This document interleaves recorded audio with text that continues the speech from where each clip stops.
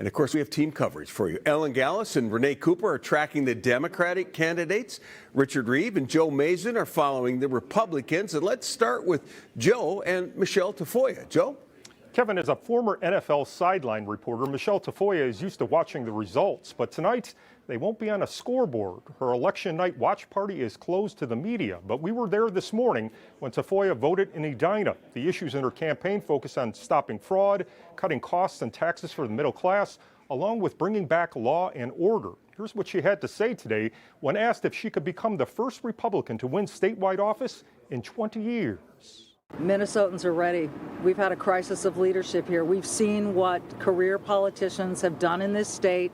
They've brought us to a place of national embarrassment, and this state is ready for change. And we're going to bring it to them. We have the courage to do that. We have the common sense to do that, and that's what we're offering. Right now, Tafoya is leading our KSTP Survey USA polling by double digits. Former NBA player Royce White is the next closest candidate. Live in the newsroom, Joe Mason, 5 Eyewitness News. Thanks, Joe. Now, Adam Schwarzy is the Republican endorsed candidate in the U.S. Senate race. Richard Reeve is live with his campaign in West St. Paul. Rich?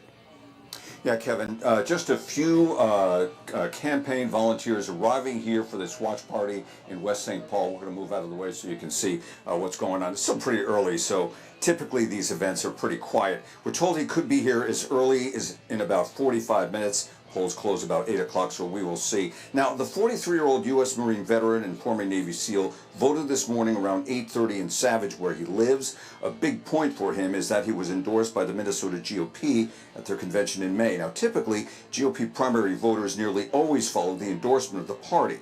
Schwarzy has talked on the campaign trail about how 7 Navy SEALs have run for office in Congress and won, so he says he'd like to keep that record going. Now, in his bio, he says he's been deployed 9 times in 75 countries, 5 combat tours in Iraq. Schwarzy is a big supporter of Donald Trump and the big, beautiful bill and the tariffs, although he says he might have been more surgical in their implementation. He calls himself a fiscal conservative. Now, he's raised about $1.4 million. That compares to Tafoya's about $5.2 million, so he's lagging behind in that area. Also in the polls at this point, our Survey USA Today poll puts him at about 5%.